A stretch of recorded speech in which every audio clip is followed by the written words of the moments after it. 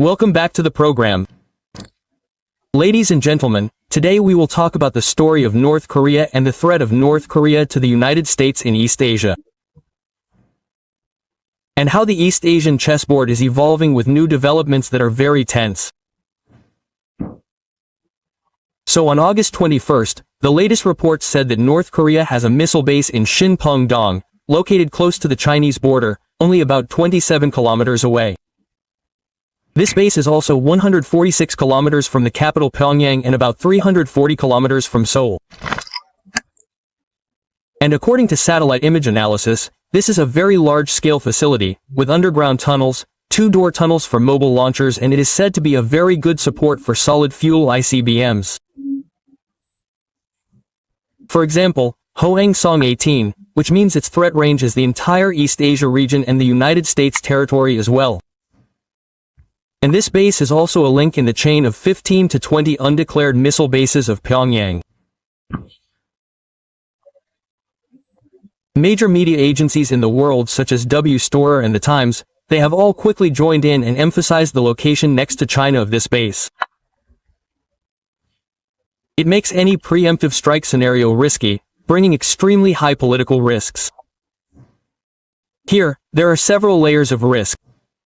First, there's the political and legal risk for China. This base is only about 27 kilometers from the Chinese border. And any preemptive strike here, if any, by the US-Japan-South Korea alliance, for example, can easily violate the sovereignty of the airspace or cause damage or cause missile fragments to fall into Chinese territory. And this will certainly trigger a strong diplomatic reaction from Beijing, and they even consider it a direct threat to their security. And the location of this base complicates any preemptive strike plan, and the risk of dragging China into the escalation is also very high, because China and North Korea have a 1961 Treaty of Friendship, Cooperation and Mutual Assistance, most recently renewed in 2021, with a provision for mutual security assistance. Of course, Beijing still interprets this treaty very carefully. But the existence of this treaty makes any preemptive strike on North Korea near the Chinese border also bring about huge political consequences, increasing the risk of China getting involved at some point militarily, economically or diplomatically. And that will make people remember the ghost of the Korean War in the 50s, when China also sent millions of soldiers to help North Korea fight against the alliance of South Korea and the United States. The second risk is in terms of military operations on the ground. Well, hitting a base with many underground tunnels, two doors for mobile launchers in mountainous terrain near the border, it requires a lot of flights, complex flight paths, requires a very difficult combat technique, and it increases the probability of deviation from the target beyond the airspace and collision with the early warning air defense networks in the northern part of China. That means it will have risks of incidents and tactical misunderstandings. Strategic analysts believe that this base is difficult to neutralize with light preemptive strikes. That means the scenario in which the United States attacks Iran's nuclear bases is difficult to repeat with this base.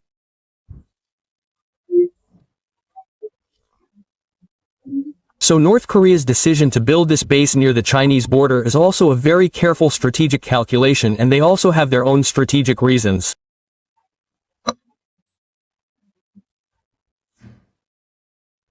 One is to ensure that such bases can survive preemptive strikes, especially after they saw how Iran was preempted by the United States and Israel. Placing the base in a mountainous jungle near the Chinese border creates a political shield, and any military action by the enemy risks dragging China into an escalatory trajectory. And the underground tunnel and mobile launcher structure also allows North Korea to hide weapons, withdraw them, and create a smokescreen before launching missiles in return.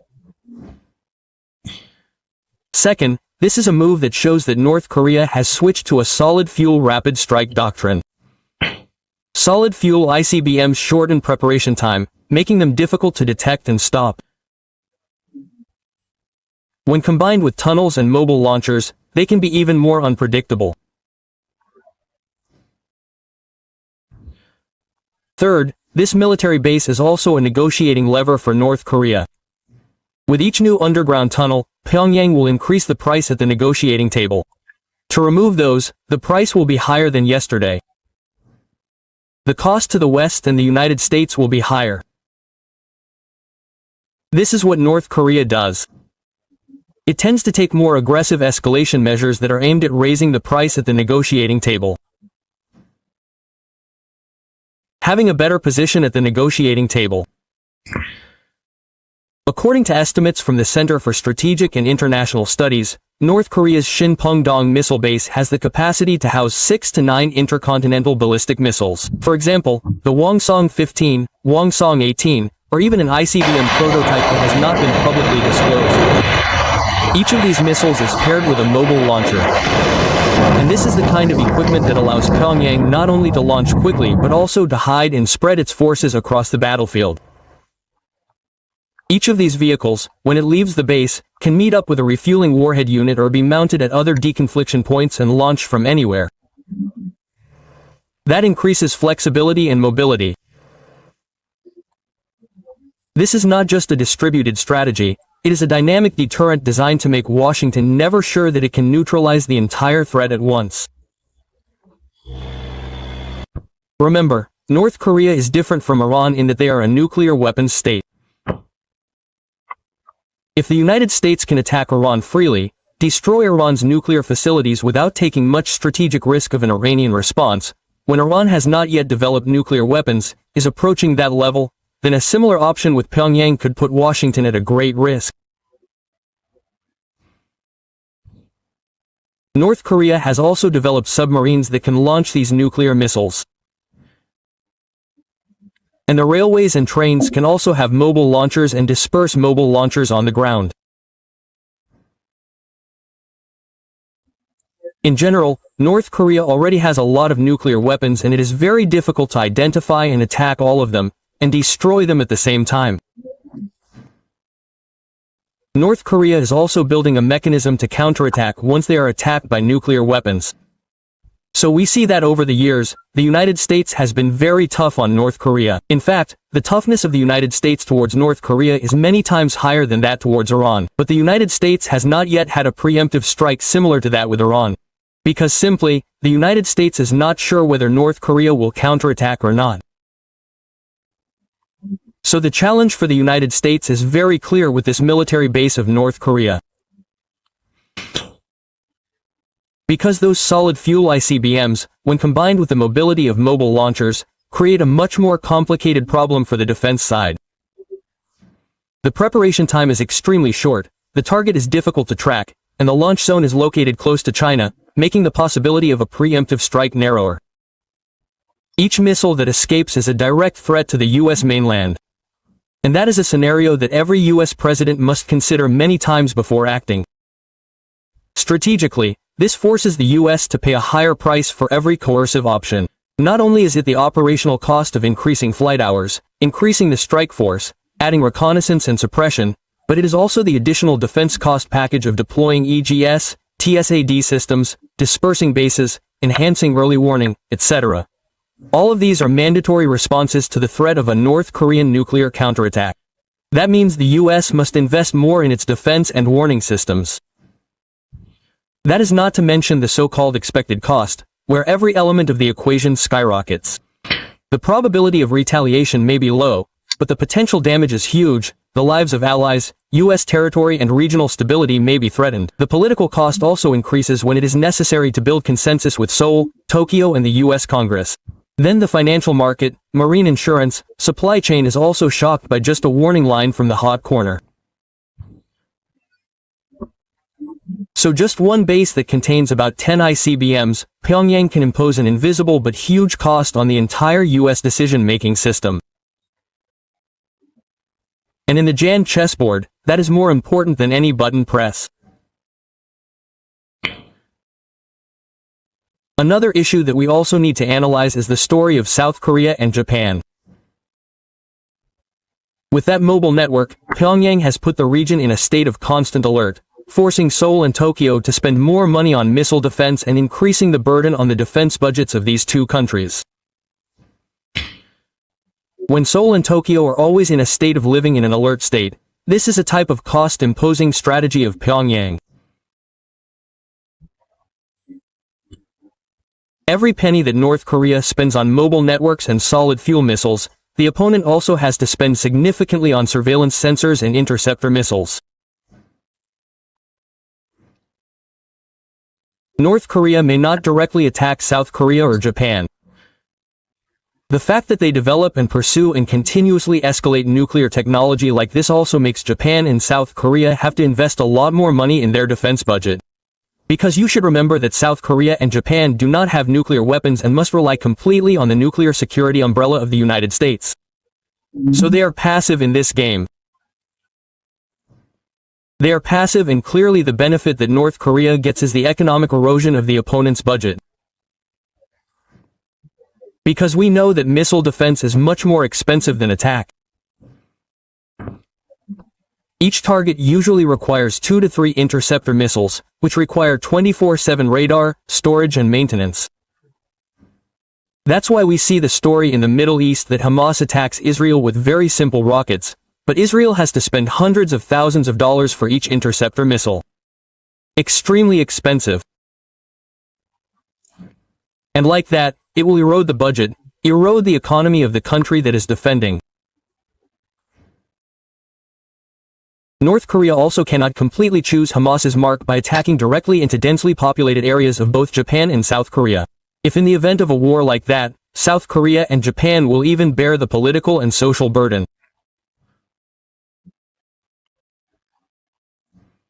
Just like Israel, their situation is the same now, and the cost of maintaining the deterrent force is also very high and repeated every year.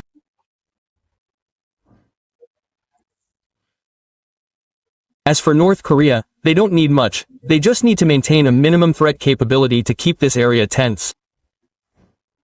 Because simply they have nuclear weapons, and North Korea's political will is also very determined. The constant vigilance from Tokyo and Seoul will wear down human resources, increase equipment failures, waste flight hours, hours at sea. And clearly that is an economic problem that Japan and South Korea will have to bear more heavily. And of course that also increases the risk, pushing up the price of any coercive option when North Korea's retaliation capability is more reliable with mobile launchers and rapid attacks. Any preemptive strike plan by the US and its allies will be more expensive militarily, diplomatically and economically. That helps Pyongyang increase its deterrence at a relatively low cost. Not only that, this move by North Korea also creates political leverage to divide the alliance because of the budget burden and cost-sharing disputes. For example, questions such as which defense system should be installed and who should decide on the right to fire between the US, Japan, and South Korea alliance, and it is more likely to cause disagreement in the US, Japan, and South Korea triangle than ever. Not to mention public opinion in each country, it is also a place that North Korea can completely exploit. Japan and South Korea, their people, are not happy to see the United States establish a military base in their country.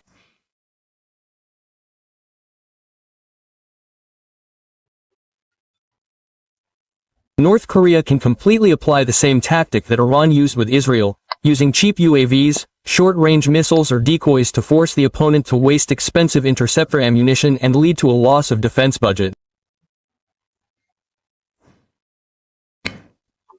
North Korea has the ability to attack in a saturation manner with artillery, drones and missiles.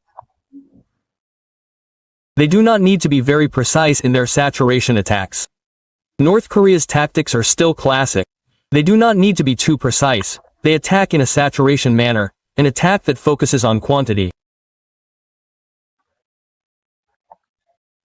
They do not need to hit each base or command area of the enemy precisely, they only target the city area. For example, targeting Seoul City, a very densely populated place, or Tokyo, also an extremely densely populated place in Japan, will make it very difficult for Japan and South Korea to withstand.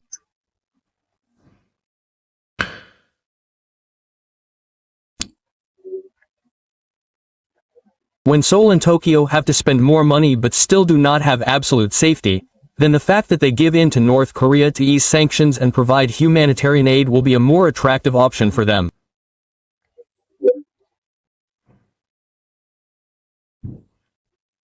And when Pyongyang achieved the concessions of Tokyo and Seoul, they have already achieved half of their goal.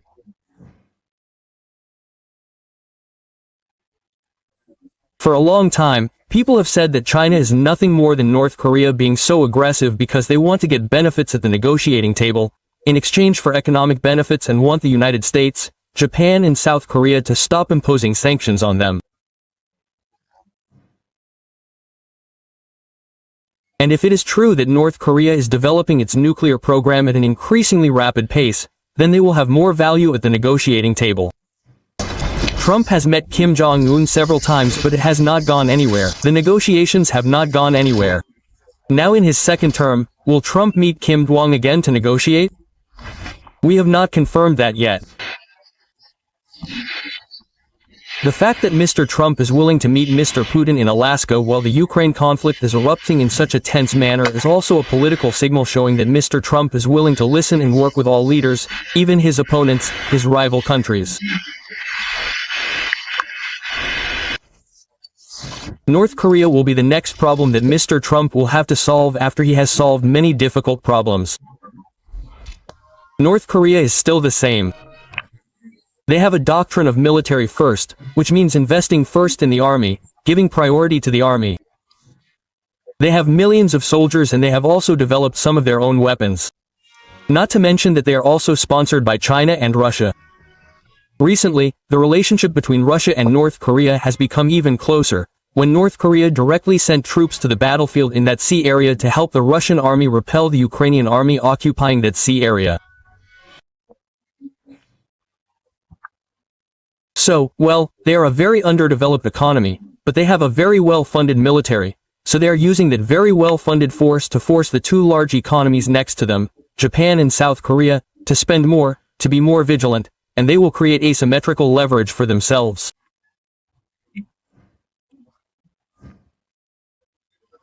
Because they don't need to win, they don't need to overwhelm the opponent. They just need to make it impossible for the opponent to win easily. Winning is fine, but it comes at a very high price. From there, North Korea can maintain a tactical initiative, increase its strategic bargaining value, and in other words, prolong the life of the regime at a lower cost than its opponent.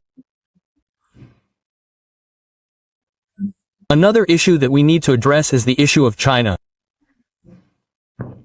As we know, North Korea has placed its important military base right on the border. Pyongyang has sent a signal that they are strategically independent. They have an independence from Beijing, but at the same time they also use China's shadow to deter any ideas of preemptive attack. In other words, placing the base so close to China is both relying on China to take advantage of Beijing's geopolitical umbrella and even China's security umbrella, and also has a deterrent nature, limiting coercive options from anyone, including China. During the period of 2024-2025, the relationship between Pyongyang and Beijing has also had times when the rice is not good and the soup is not sweet because North Korea is locked in a tight grip with Russia. But those are not permanent cracks because China is still the main economic lifeline and Russia is becoming North Korea's key military and security partner. So many people will ask, why is it said that this move of North Korea is a deterrent to China? Aren't they allies? Then we can briefly explain it as follows. First is the effect of the political and military buffer zone. Shinpengdong base is only about 27 kilometers from the Chinese border as we just mentioned above. So when such a collision occurs, stray bullets or missile fragments or UAVs can completely fly into Chinese territory. And that forces Beijing to react. It raises the threshold of action for the US, South Korea, Japan and even China. If Beijing ever thinks of any direct coercive measures against Pyongyang. In other words, North Korea has borrowed China's shadow to make all military options near the border expensive and risky, thereby increasing the survivability of its mobile intercontinental missile force. At that time, when the US, Japan, and South Korea, for example, launched a surprise attack on North Korea, they were more concerned with confronting China than confronting North Korea. Especially when that surprise attack caused damage to the Chinese territory. At that time, North Korea temporarily stepped back to let China and the West fight each other. Meanwhile, they continued to develop their mobile ICBMs.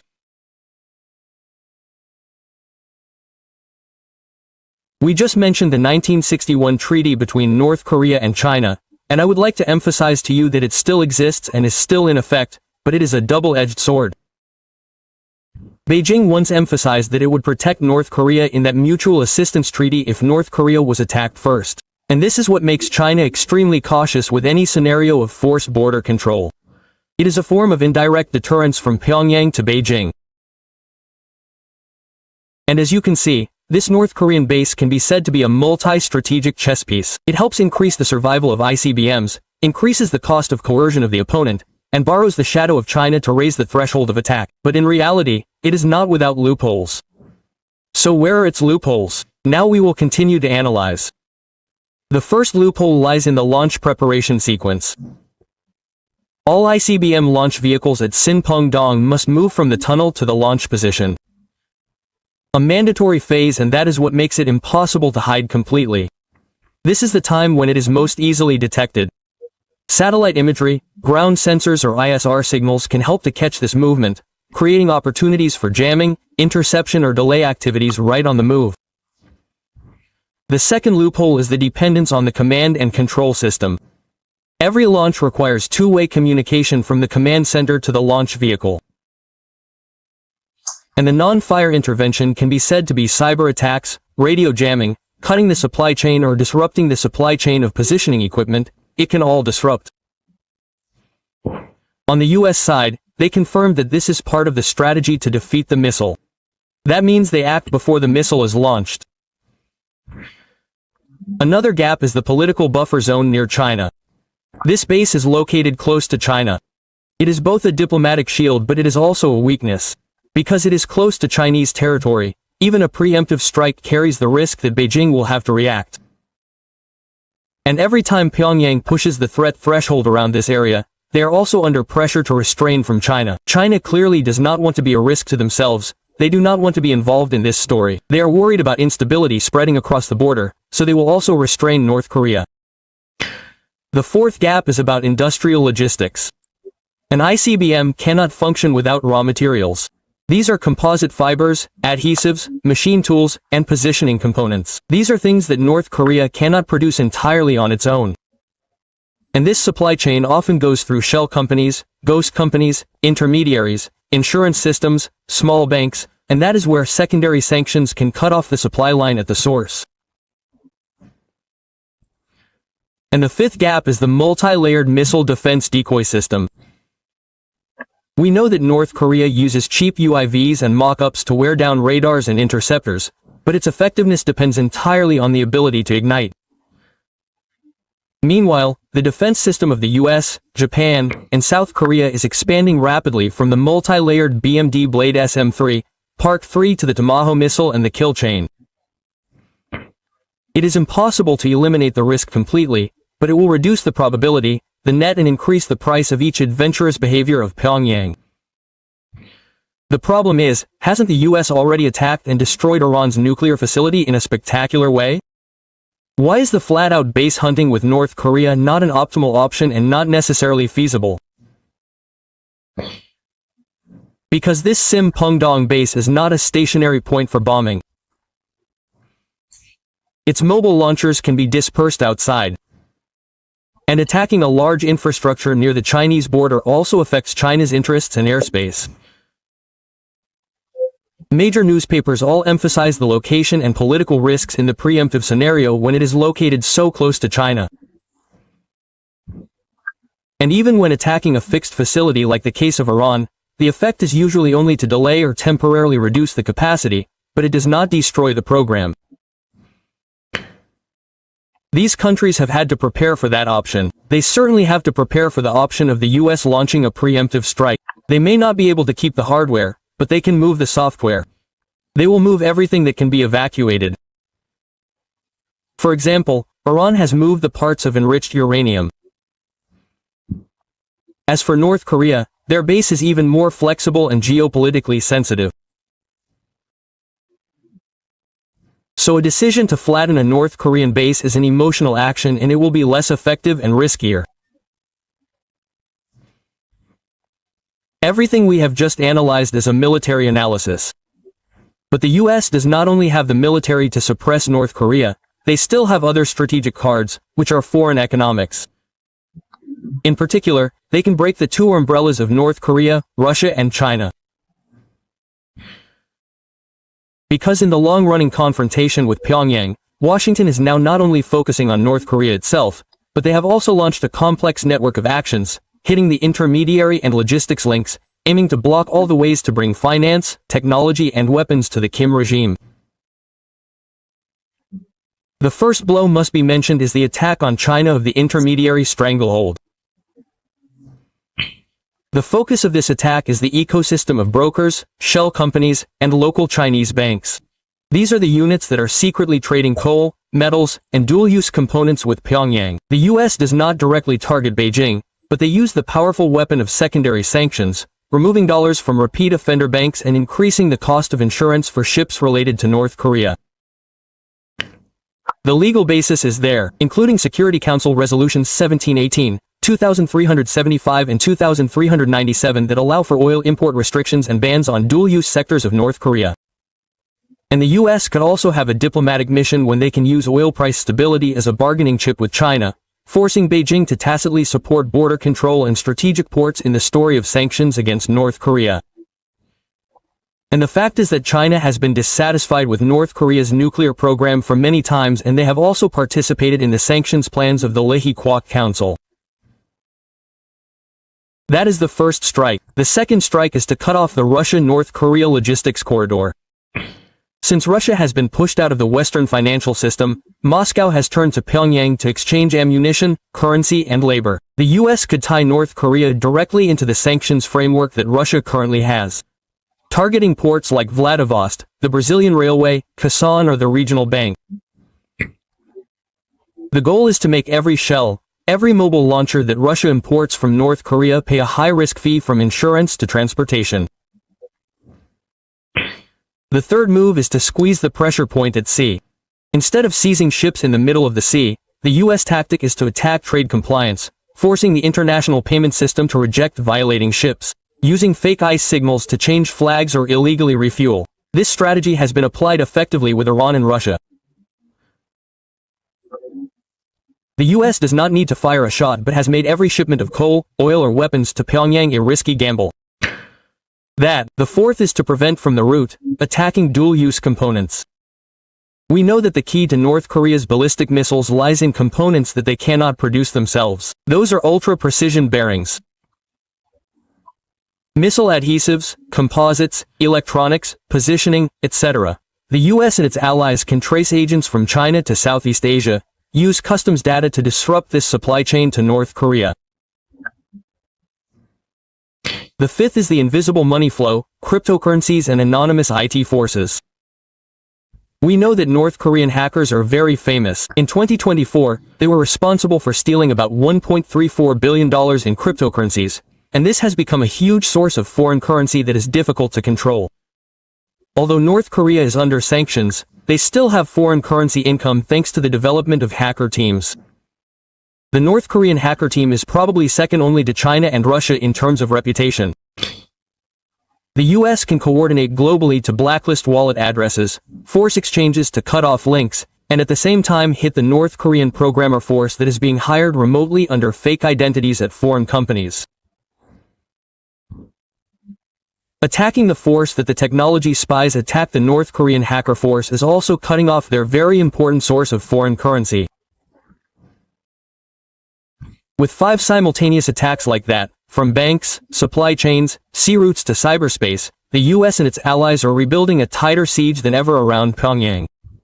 And in the Russia-China chain, to really strangle them, they must implement moves to increase the economic costs for both countries so that they understand that if they protect North Korea, they will also suffer first.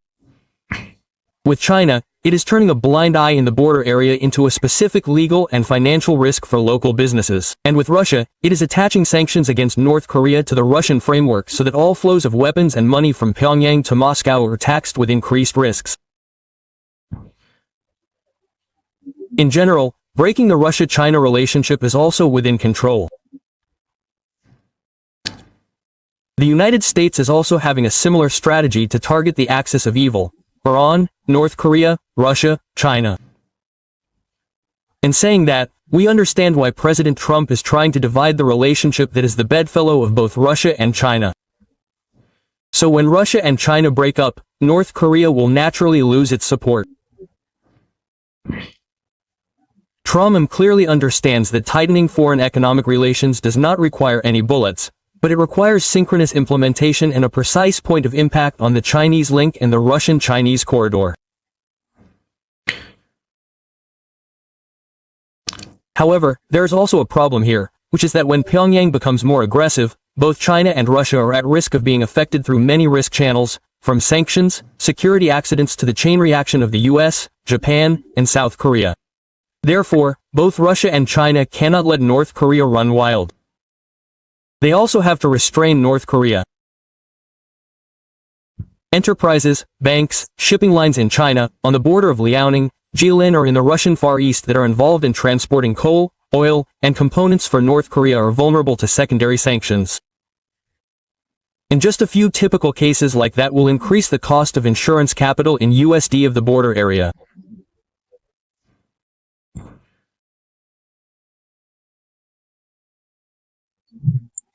If there is a chaotic war in the area near the border of China or Russia in North Korea, the flow of refugees will also flow across the Yalu River, also known as the Tumen River, or the Primorsky region of Russia. The areas adjacent to the border between Russia and China with North Korea are the places that will bear the pressure of the refugee flow, and it will entail huge security, medical, and administrative costs, and make both Russia and China uneasy. And especially Russia, they are being stretched in the West. They certainly do not want another crisis in the East.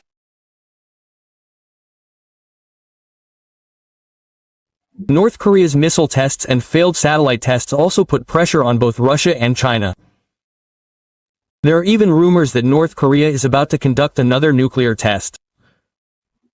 If there are such nuclear tests, the concerns about radiation will make China and Russia even more worried.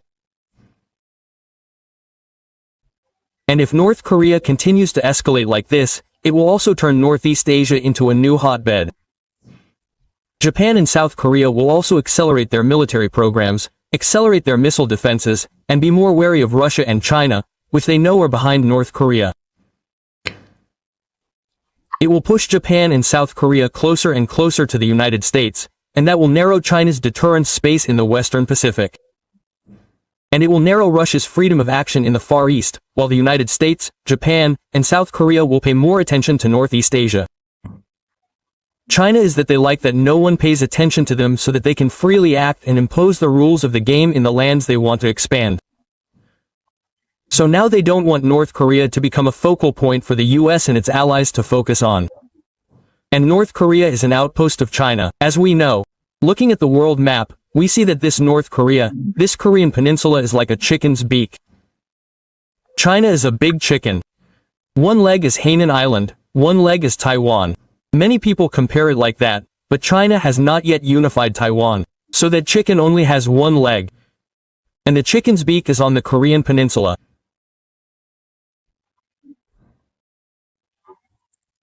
So they don't want North Korea to become something that invites intervention from the US and its allies.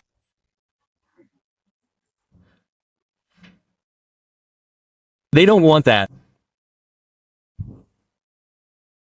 So they will also remind and restrain North Korea. Do not let North Korea go beyond the limit. China and Russia are completely united in this matter. They need North Korea as a strategic card to deal with the US and its allies in the Western Pacific region. But they also cannot let North Korea act too freely. And they can regulate by using economic leverage, because North Korea depends a lot on the economies of Russia and China. to force Pyongyang to reduce provocative actions such as missile launches or nuclear tests, and also to keep China and Russia safe.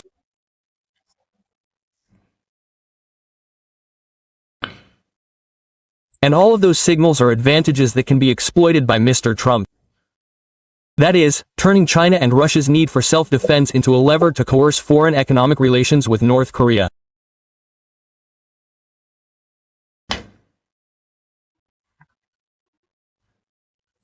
But this forces Washington to act. It also has to synchronize with its allies to maintain ranks with both Seoul and Tokyo, and especially Seoul and Tokyo are economically dependent on China.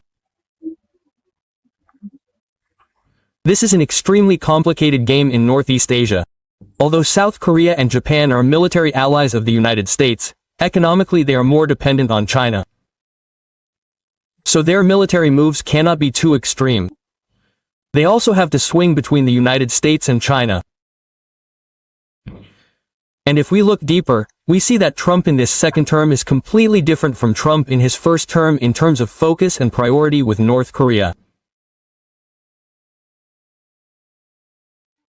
In this term, there are fewer top-level breakthroughs and more bottom-up enforcement. Instead of focusing on summits like in Singapore or Hanoi, the current BOC focuses on assessing the source of revenue and the network of sanctions evasion and opening cases and continuous sanctions on North Korea. They are no longer eager for dialogue. They still keep the door open for dialogue but not as eager as before. By declaring that they are ready to contact Kim Jong, but Pyongyang refuses to receive the letter. The US government still keeps the channel open but does not exchange for big concessions like before. Besides, they also threaten the US-Japan-South Korea alliance. The deterrence is also getting bigger, the frequency of exercises is more, even deploying B-52H and having mechanisms to share real-time missile warnings with South Korea and Japan, to create a safer net.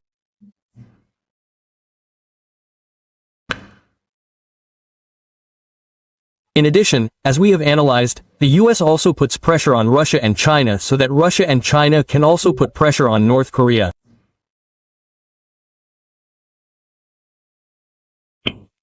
This time, the tightening tactic is applied in a way that both threatens and leaves the door open for dialogue. Of course, this time it is more cautious, prioritizing risk management instead of the goal of immediate comprehensive disarmament. Of course, we see that a diplomatic breakthrough in the US-North Korea relationship is still unclear. But the Americans have the advantage of time. And the one who has the advantage of time is the one who controls the chessboard. That is the principle. If we look at the overall relationship between Russia, China and North Korea, we see that in this so-called love triangle, China can easily sacrifice North Korea to reach some kind of agreement with the US. Even if China and North Korea have a security commitment or some kind of treaty, what is hidden deep inside is an unfair relationship. Kim Jong-un himself feels that he is losing his position, even being seen as a junior who has to kneel before Beijing. And that is a real insult to Kim Jong's arrogant personality. It is a thorn in the eye, a thorn in the bone for Kim Jong. The fact is that when Kim Jong-un took power in North Korea, the China-North Korea relationship was no longer as warm as before, like in his father's time. And there was even a time when Xi Jinping and Kim Jong-un were cold to each other. Because this is understandable. We see that China is the country that holds the breathing tank of North Korea. North Korea depends almost entirely on trade with China. In the period of 2023-2024, nearly 98% of North Korea's official trade with the world went through China, and it created a sense of imbalance and urged Pyongyang to find a counterweight to reduce its dependence on Beijing. Since 2024, we have seen that Pyongyang and Moscow have signed a comprehensive strategic partnership agreement with a mutual defense color. And North Korea has also concretized it by sending troops to Russia. And if North Korea is attacked, Russia can absolutely do the same. Of course, Beijing is not happy with that. But anyway, North Korea and Russia, Beijing has no reason to oppose their alliance.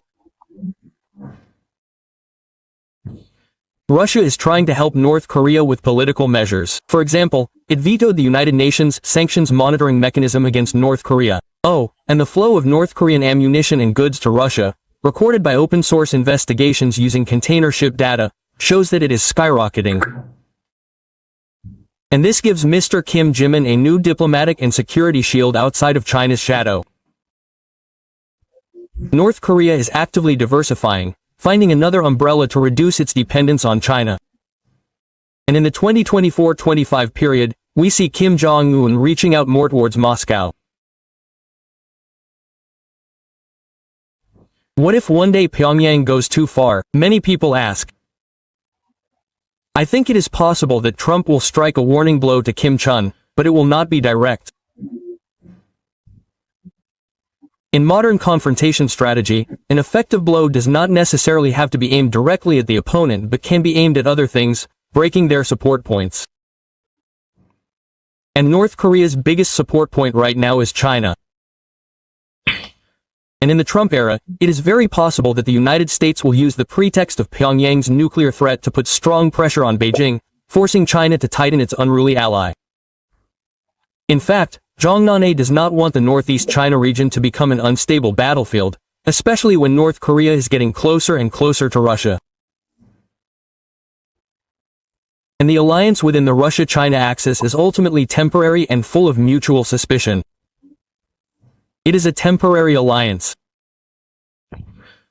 And there is no commitment stronger than national interests.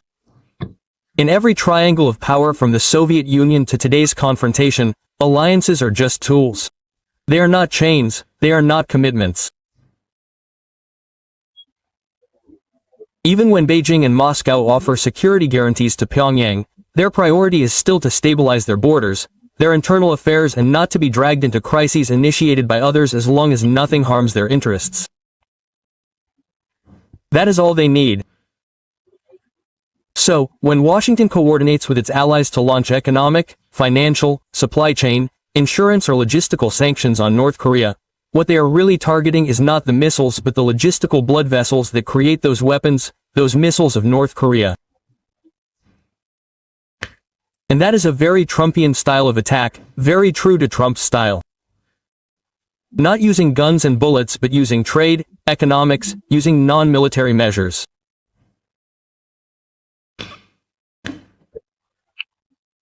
The pressure is increasing, which means that North Korea has to face more risks and makes them gradually step back from their adventures.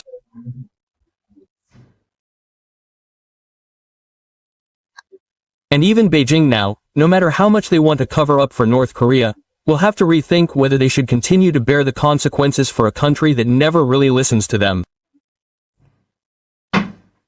The story is that complicated. We will analyze this North Korean story in the next programs to see how this slice of North Korea reflects the division and power struggle between the US, Russia, and China. Here, today's program will be paused. Please leave more comments below to help us expand public opinion. Lem says goodbye and see you again.